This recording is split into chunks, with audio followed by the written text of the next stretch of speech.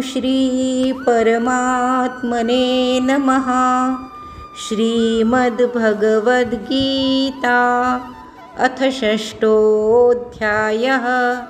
श्रीभगवानुवाच अनाश्रितः कर्मफलं कार्यं कर्म करोति यः स सन्न्यासी च योगी च न निरग्निर्न चाक्रियः।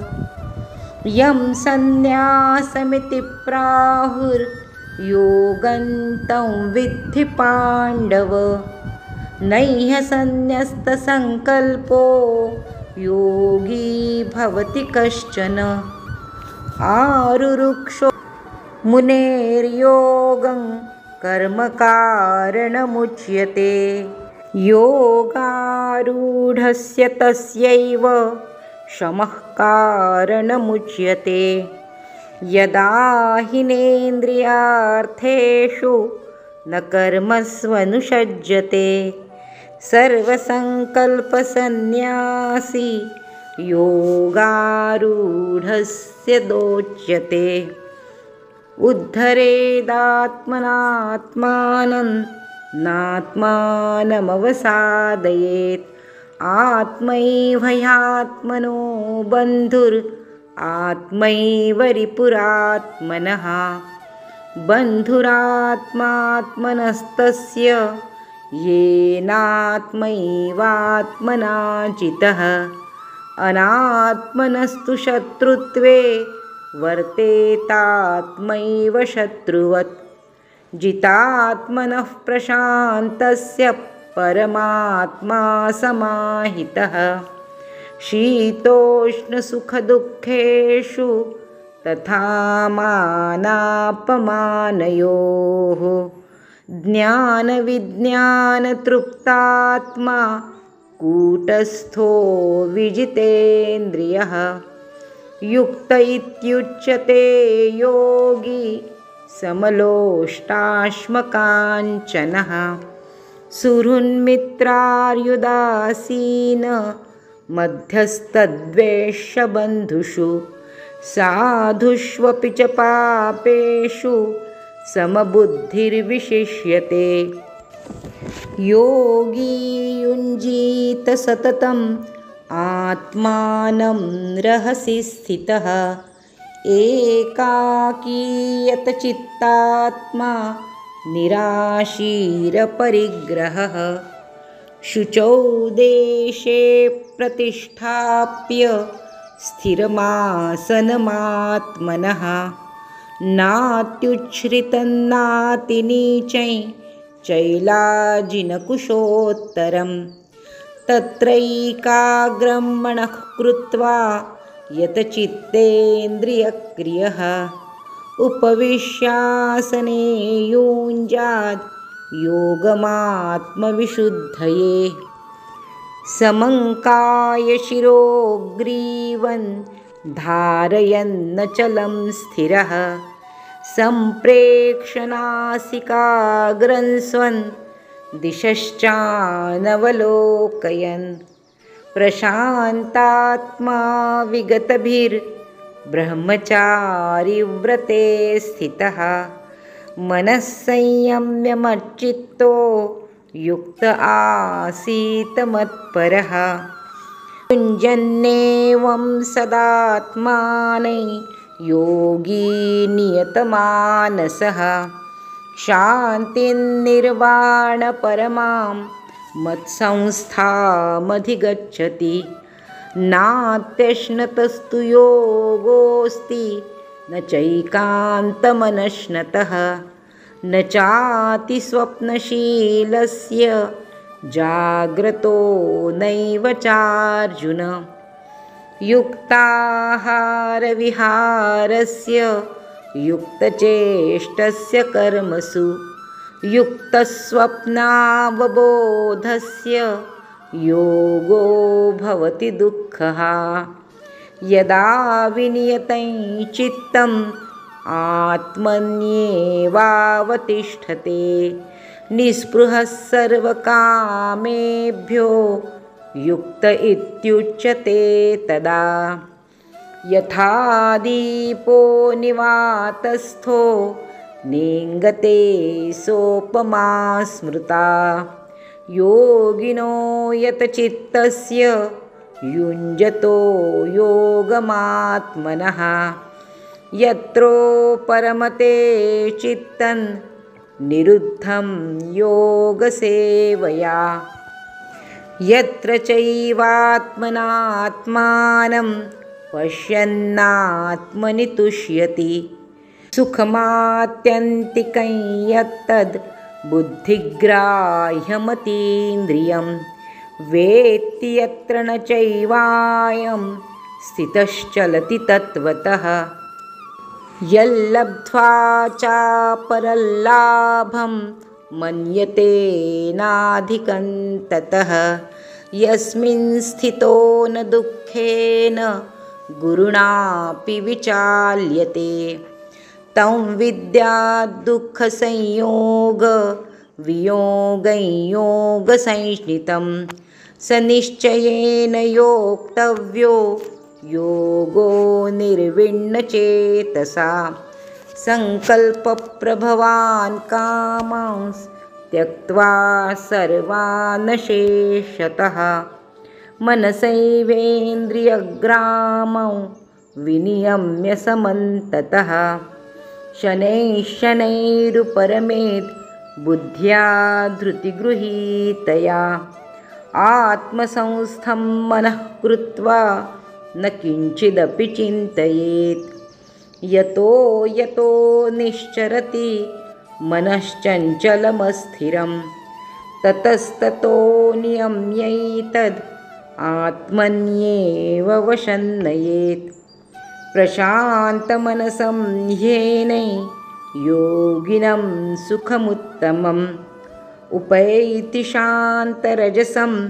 ब्रह्मभूतमकल्मषं युञ्जन्नेवं सदात्मानै योगी विगतकल्मषः सुखेन ब्रह्मसंस्पर्शम् अत्यन्तं सुखमश्नुते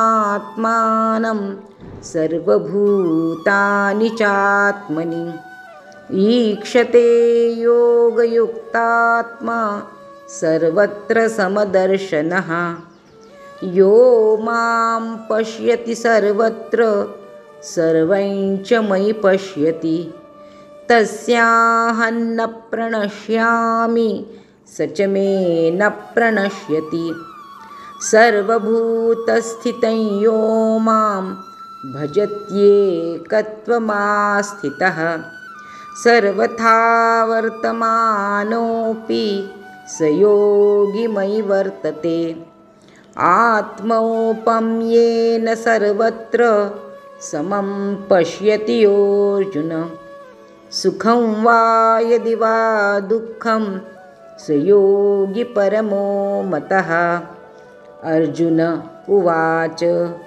योऽयं योगस्त्वया प्रोक्तस्साम्येन मधुसूदन एतस्याहं न पश्यामि चञ्चलत्वात् स्थितिं स्थिराम् चञ्चलं हि मनः कृष्ण प्रमाथि बलवदृढं तस्याहं निग्रहं मन्ये वायोरिव सुदुष्करं श्रीभगवानुवाच असंशयं महाबाहो मनो दुर्निग्रहेञ्चलम् अभ्यासेन तु कौन्तेय वैराग्येन च गृह्यते असंयतात्मना योगो दुष्प्राप इति मे मतिः वश्यात्मना तु यतता शक्यो वाप्तुमुपायतः अर्जुन उवाच अयति श्रद्धयोपेतो योगाच्चलितमानसः अप्राप्य योगसंसिद्धिं कां गतिं कृष्ण गच्छति कच्चिन्नो भयविभ्रष्टश्चिन्नाभ्रमिव नश्यति अप्रतिष्ठो महाबाहो विमूढो ब्रह्मणः पथि। एतन्मे संशयं कृष्ण छेत्तुमर्हस्य शेषतः।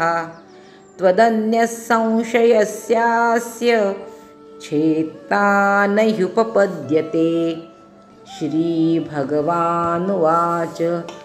पार्थ नैवेह नामुत्र विनाशस्तस्य विद्यते। न हि कल्याणकृत् कश्चिद् दुर्गतिं तात गच्छति। प्राप्य पुण्यकृतां लोकान् उषित्वा शाश्वती समाः। शुचीनां श्रीमताङ्गेः योगभ्रष्टोऽभिजायते। अथवा योगिनामेव कुले भवति धीमताम्। एतद्धि दुर्लभतरं लोके जन्म यदीदृशम्। तत्र तं बुद्धिसंयोगल्लभते पौर्वदेहिकं। यतते च ततो भूयः संसिद्धो कुरु नन्दन। पूर्वाभ्यासेन तेनैव ह्रियते ह्यवशोऽपि सः। जिज्ञासुरपि योगस्य शब्दब्रह्माति वर्तते। प्रयत्नाद्यतमानस्तु योगी संशुद्धकिल्बिषः। अनेकजन्मसंसिद्धस्ततो याति परां गतिं। तपस्विभ्योऽधिको योगी ज्ञानिभ्योऽपि मतोऽधिकः। कर्मिभ्यश्चाधिको योगी तस्माद्योगी भवार्जुन। योगिनामपि सर्वेषां मद्गतेनान्तरात्मना। श्रद्धावान् भजते यो मां समे युक्ततमो मतः। ॐ तत्सदिति श्रीमद्भगवद्गीतासु उपनिषत्सु ब्रह्मविद्यायां योगशास्त्रे श्रीकृष्णार्जुनसंवादे आत्मसंयमयोगो नाम षष्ठोऽध्यायः। ॐ श्रीकृष्णार्पणमस्तु। श्रीमद्भगवद्गीता अध्याय 6। श्री गणेशाय नमः। श्री सरस्वते नमः। श्री गुरुभ्यो नमः। परमसंत सद्गुरू ठाकरसिंहजी महाराज, परमसंत सद्गुरू बलजीतसिंहजी महाराज यांच्या चरणी कोटी कोटी प्रणाम। श्रीकृष्ण भगवानच्या चरणी त्रिवार वंदन। श्रोते हो, आपण मोठ्या भक्तिभावानं श्रीमद्भगवद्गीता ऐकत आहात। खरंच आपणाला किती धन्यवाद द्यायचे कळत नाही। आपणाला सुद्धा नमस्कार नमस्कार नमस्कार। श्री भगवान म्हणाले, जो पुरुष कर्मफळाचा आश्रय न घेता कर्तव्य कर्म करतो तो संन्यासी आणि योगी होय। आणि केवळ अग्नीचा त्याग करणारा संन्यासी नव्हे, तसेच केवळ क्रियांचा त्याग करणारा योगी नव्हे। हे अर्जुना, ज्याला संन्यास असे म्हणतात ना, तोच योग होय असे तू समज। कारण संकल्पाचा त्याग न करणारा कोणीही पुरुष योगी होत नाही। योगावर आरूढ होण्याची क्रिया करणाऱ्या मननशील पुरुषाला योगाची प्राप्ती होण्यासाठी निष्काम कर्म करणे हाच हेतू सांगितला आहे। कुठल्याही कर्माच्या फळाची अपेक्षा न करता निष्काम कर्म करणे हाच हेतू सांगितला आहे। आणि योगारूढ झाल्यावर त्या योगारूढ पुरुषाचा जो सर्व संकल्पाचा अभाव असतो तोच कल्याणाला कारण सांगितला आहे। कुठलीही इच्छा नाही, कोणतेही संकल्प नाही, कुठलीही अपेक्षा नाही। ज्यावेळी इंद्रियांच्या भोगात किंवा कर्मातही पुरुष आसक्त होत नाही, त्यावेळी सर्व संकल्पाचा त्याग करणाऱ्या पुरुषाला योगरूढ म्हटले जाते। स्वतःचा संसार समुद्रातून उद्धार करून घ्यावा आणि स्वतःला अधोगतीला जाऊ देऊ नये। कारण हा मनुष्य स्वतःचा मित्र आहे आणि स्वतःचा शत्रूसुद्धा आहे। ज्या जीवात्म्याने मन आणि इंद्रियांसह शरीर जिंकले त्या जीवात्म्याचा तर तो स्वतःच मित्र आहे, आणि ज्याने मन आणि इंद्रियांसह शरीर जिंकले नाही त्याचे तो स्वतःच शत्रूप्रमाणे शत्रुत्व करतो. थंड, उष्ण, सुख, दुःख इत्यादी तसेच मान अपमान यामध्ये ज्याच्या अंतःकरणाची वृत्ती पूर्णपणे शांत असते, अशा स्वाधीन आत्मा असलेल्या पुरुषाच्या ज्ञानात सच्चिदानंद घन परमात्मा उत्तम प्रकारे अधिष्ठित असतो. म्हणजेच त्याच्या ज्ञानात परमात्म्याशिवाय दुसरे काहीच नसते. ज्याचे अंतःकरण ज्ञानविज्ञानाने तृप्त आहे, ज्याची स्थिती निर्विकार आहे, ज्याने इंद्रिये पूर्णपणे जिंकली आहेत आणि ज्याला माती, दगड आणि सोने समान आहे, तो योगी युक्त म्हणजे भगवंताला प्राप्त झालेला आहे असं म्हटलं जातं. सहृद म्हणजे स्वार्थ सोडून सर्वांचे हित करणारा. मित्र, शत्रू, उदासीन म्हणजे पक्षपात रहित. मध्यस्थ म्हणजे दोन्ही बाजूंचे कल्याण इच्छिणारा. द्वेष करण्याजोगा, बांधव, सज्जन आणि पापी या सर्वांविषयी समान भाव ठेवणारा तो अत्यंत श्रेष्ठ आहे. मन आणि इंद्रियांसह शरीर ताब्यात ठेवणाऱ्या, निरीच्छ आणि संग्रह न करणाऱ्या योग्याने एकट्यानेच एकांतात बसून आत्म्याला नेहमी परमात्म्यात लावावे. शुद्ध जमिनीवर क्रमाने दर्भ, मृगासीन आणि वस्त्र अंथरून तयार केलेले, जे फार उंच नाही आणि फार सखलही नाही असे आपले आसन स्थिर मांडून त्या आसनावर बसून चित्त आणि इंद्रियांच्या क्रिया ताब्यात ठेवून मन एकाग्र करून अंतःकरणाच्या शुद्धीसाठी योगाभ्यास करावा. शरीर, डोके आणि मान सरळ रेषेत अचल ठेवून स्थिर राहावे. आपल्या नाकाच्या शेंड्यावर दृष्टी ठेवून अन्न दिशांकडे न पाहता ब्रह्मचर्य व्रतात राहणाऱ्या, निर्भय तसेच अत्यंत शांत अंतःकरण असणाऱ्या सावध योग्याने मन आवरून चित्त माझ्या ठिकाणी लावून माझ्याच आश्रयाने राहावे. मन ताब्यात ठेवलेला योगी अशा प्रकारे आत्म्याला नेहमी मज परमेश्वराच्या स्वरूपाच्या ठिकाणी लावून माझ्यात असणारी परमानंदाची पराकाष्ठा अशी शांती मिळतो. हे अर्जुना, हा योग फार खाणाऱ्याला, अजिबात न खाणाऱ्याला, फार झोपाळू तसेच नेहमी जागरण करणाऱ्यालाही साध्य होत नाही. दुःखांचा नाश करणारा योग यथायोग्य आहार विहार करणाऱ्याला, कर्मामध्ये यथायोग्य व्यवहार करणाऱ्याला आणि झोपणे व जागणे ज्याची यथायोग्य आहे त्यालाच साध्य होतो. पूर्णपणे ताब्यात असलेले चित्त जेव्हा परमात्म्यात पूर्णपणे स्थिर होते, तेव्हा सर्व भोगांची इच्छा नाहीशी झालेला पुरुष योगयुक्त म्हटला जातो. ज्याप्रमाणे वारा नसलेल्या जागी दिव्याची ज्योत हलत नाही, तीच उपमा परमात्म्याच्या ध्यानात मग्न असलेल्या योगाच्या जिंकलेल्या चित्ताला दिली गेली आहे. योगाच्या अभ्यासाने नियमन केलेले चित्त ज्या स्थितीत शांत होते आणि ज्या स्थितीत परमात्म्याच्या ध्यानाने शुद्ध झालेल्या सूक्ष्म बुद्धीने परमात्म्याचा साक्षात्कार होऊन सच्चिदानंद घन परमात्म्यातच संतुष्ट राहते. इंद्रियातीत केवळ शुद्ध झालेल्या सूक्ष्म बुद्धीने ग्रहण करता येणारा जो अनंत आनंद आहे, तो ज्या अवस्थेत अनुभवाला येतो आणि ज्या अवस्थेत असलेला हा योगी परमात्म्याच्या स्वरूपापासून मुळीसुद्धा विचलित होत नाही. परमात्म प्राप्तिरूप जो लाभ झाल्यामुळे त्याहून अधिक दुसरा कोणताही लाभ तो मानित नाही आणि परमात्मा प्राप्तिरूप ज्या अवस्थेत असलेला योगी फार मोठ्या दुःखानेही विचलित होत नाही. जो दुःखरूप संसाराच्या संयोगाने रहित आहे, तसेच ज्याचे नाव योग आहे, तो जाणला पाहिजे.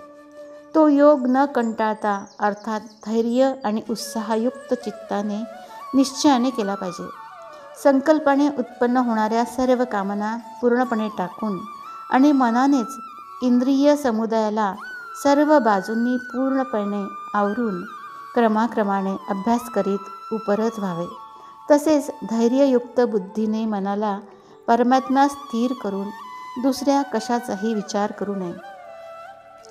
हे स्थिर न राहणारे चंचल मन ज्या ज्या शब्दादी विषयांच्या निमित्ताने संसारात भरकटत असते, त्या त्या विषयांपासून त्याला आवरून वारंवार परमात्म्यात स्थिर करावे. कारण ज्याचे मन पूर्ण शांत आहे, जो पापरहित आहे आणि ज्याचा रजोगुण शांत झालेला आहे, अशा या सच्चिदानंद घन ब्रह्माशी ऐक्य पावलेल्या योगाला उत्तम असा आनंद मिळतो.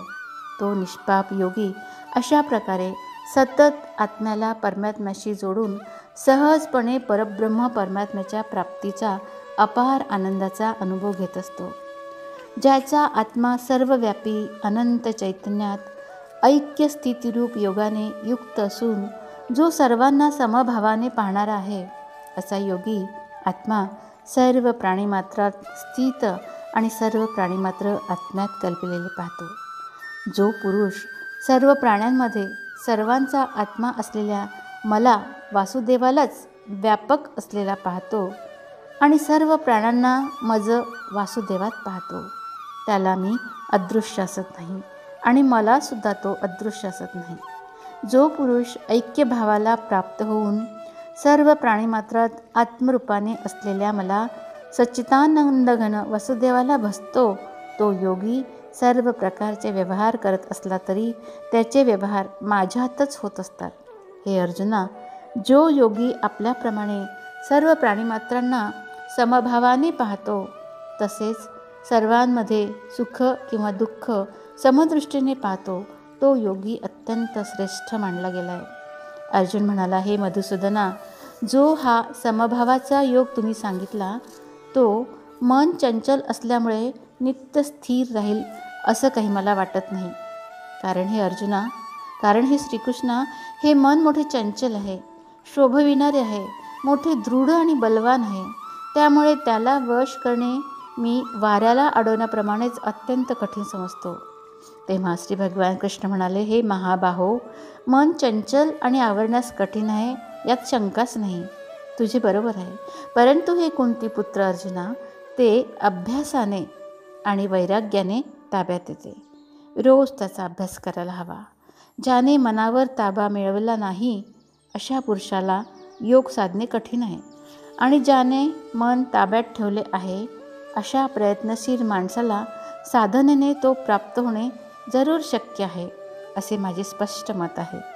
अर्जुन म्हणाला, हे कृष्णा, जो योगावर श्रद्धा ठेवणार आहे परंतु संयमी नसल्यामुळे ज्याचे मन अंतकाळी योगापासून विचलित झाले, असा साधक योगसिद्धीला म्हणजे भगवत साक्षात्काराला प्राप्त न होता कोणत्या गतीला जातो? हे महाबाहो, भगवत प्राप्तीच्या मार्गात मोहित झालेला आणि आश्रयरहित झालेला पुरुष छिन्न विछिन्न ढगाप्रमाणे दोन्हीकडून भ्रष्ट होऊन नाश तर नाही ना पावत. हे श्रीकृष्णा, हा माझा संशय तुम्हीच पूर्णपणे नाहीसा करू शकाल, कारण तुमच्याशिवाय दुसरा हा संशय दूर करणारा दुसरा कोणीच नाही. तेव्हा भगवान कृष्ण म्हणाले, हे पार्था, ज्या पुरुषाचा इहलोकातही नाश नाही आणि परलोकातही नाश नाही. कारण बाबा रे, आत्मोद्धारासाठी त्या पुरुषाचा इहलोकातही नाश नाही आणि परलोकातही नाश नाही. कारण बाबा रे, आत्मोद्धारासाठी अर्थात भगवत प्राप्तीसाठी कर्म करणारा कोणताही मनुष्य अधोगतीला मुळीसुद्धा जात नाही. योगभ्रष्ट पुरुष पुण्यवानांना मिळणाऱ्या लोकांना अर्थात स्वर्गादी उत्तम लोकांना जाऊन तेथे पुष्कळ वर्ष राहून नंतर शुद्ध आचरण असणाऱ्या श्रीमंतांच्या घरात जन्म घेतो. किंवा वैराग्यशील पुरुष त्या लोकात न जाता ज्ञानी योगांच्याच कुळात जन्म घेतो. परंतु या प्रकारचा जो हा जन्म आहे, तो या जगात निःसंशय अत्यंत दुर्मिळ आहे. तेथे त्या पहिल्या शरीरात संग्रह केलेल्या बुद्धिसंयोगाला म्हणजेच समत्व बुद्धिरूप योगाच्या संस्कारांना अनायसे प्राप्त होतो. आणि हे कुरुनंदना, त्यांच्या प्रभावाने तो पुन्हा परमात्मा प्राप्तिरूप सिद्धीसाठी पूर्वीपेक्षा अधिक प्रयत्न करतो. तो श्रीमंतांच्या घरात जन्म घेणारा योगभ्रष्ट पराधीन असला तरी त्या पहिल्या जन्मीच्या अभ्यासामुळेच निशंकपणे भगवंताकडे आकर्षिला जातो. तसेच समबुद्धीरूप योगाचा जिज्ञासू देखील वेदाने सांगितलेल्या सकाम कर्मांच्या फळांना ओलांडून जातो. परंतु प्रयत्नपूर्वक अभ्यास करणारा योगी तर मागील अनेक जन्मांच्या संस्कारांच्या जोरावर या जन्मात पूर्ण सिद्धी मिळवून सर्व पापांपासून मुक्त होऊन तत्काळ परमगतीला प्राप्त होतो. तपस्व्यांहून योगी श्रेष्ठ आहे. शास्त्रज्ञानांहून तो श्रेष्ठ मानला गेला आहे आणि सकाम कर्म करणाऱ्यांहूनही योगी श्रेष्ठ आहे. म्हणून हे अर्जुना, तू योगी हो. सर्व योग्यांतही जो श्रद्धावान योगी माझ्या ठिकाणी अंतरात्म्याला स्थापन करून मला अखंड भजतो तो योगी मला सर्वात श्रेष्ठ वाटतो. अर्जुना, श्रीमद भगवद्गीता अध्याय 6 समाप्त. जय जय राम कृष्ण हरी. जय जय राम कृष्ण हरी. जय जय राम कृष्ण हरी. श्रीमद भगवद्गीता महात्म्य अध्याय 6. श्री गणेशाय नमः. श्री सरस्वते नमः. श्री गुरुभ्यो नमः. परम संत सद्गुरू ठाकरसिंगजी महाराज, परम संत सद्गुरू बलजीतसिंगजी महाराज यांच्या चरणाशी कोटी कोटी प्रणाम. भगवान कृष्णाला त्रिवार वंदन. श्रोते हो, आपणाला साष्टांग दंडवत. श्री भगवान म्हणाले, हे लक्ष्मी, आता मी 6व्या अध्यायाचे महात्म्य सांगतो. ते ऐकले असता मनुष्यांना मुक्ती सहज मिळते. गोदावरीच्या काठी असणाऱ्या पैठण नावाच्या विशाल नगरात मी पिप्पलेश नावाने राहतो.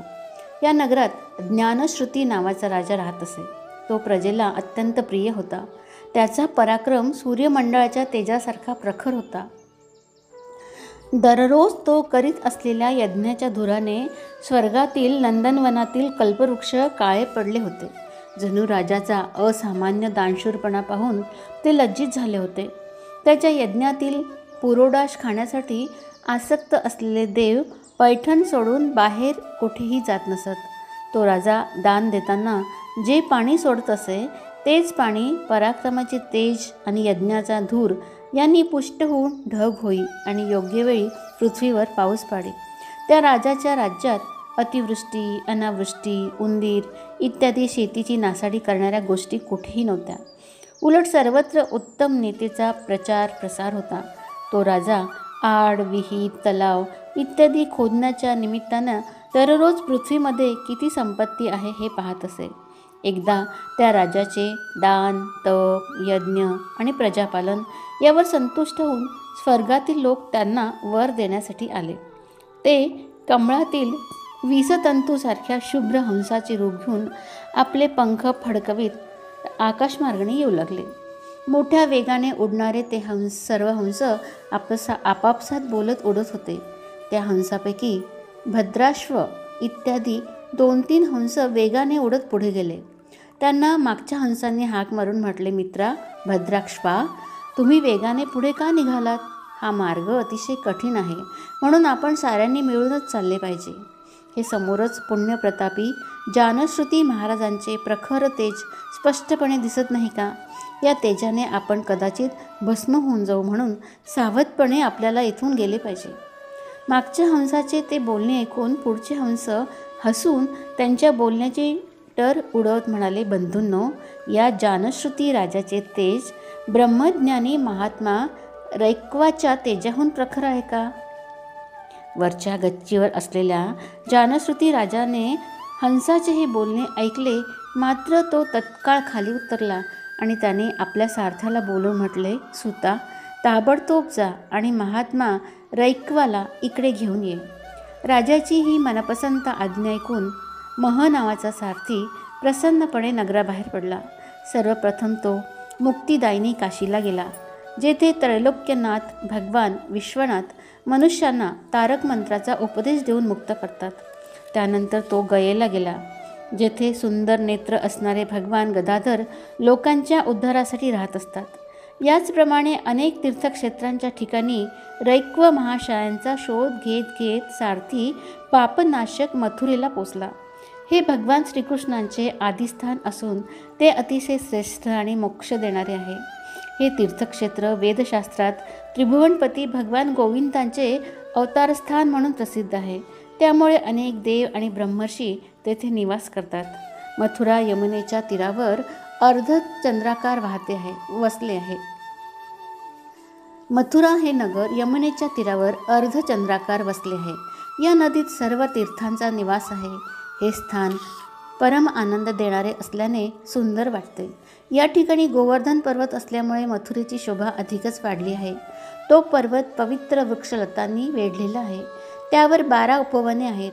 याच पर्वताला अतिशय पुण्यमय, सर्वांचे विश्रांती स्थान आणि श्रुतींचे सार सर्वस्व असणाऱ्या भगवान श्रीकृष्णांनी आधार दिला आहे. त्यानंतर मथुरेहून वायव्येला बरेच दूर गेल्यावर सार्थाला काश्मीर नावाचे नगर दिसले. तेथे शंखासारख्या शुभ्र गगनचुंबी महालांच्या रांगा भगवान शंकरांच्या जणू गडगडाटी हास्याप्रमाणे शोभत होत्या. तेथील ब्राह्मणांच्या शास्त्रकथा ऐकून मुकी माणसेही सुंदर वाणी आणि वाक्ये उच्चारू लागतात आणि देवांसारखी शोभू लागतात. तेथे निरंतर चालणाऱ्या यज्ञांच्या धुराने आकाशमंडळ व्यापून राहिल्यामुळे ढगाच्या पाण्याने वारंवार धुतले गेले तरी आपला काळा रंग सोडत नाही. तेथे पूर्वजन्मीच्या अभ्यासाने परिपूर्ण असणारे विद्यार्थी गुरुजनांकडे येऊन सर्व कलांचा अभ्यास करतात.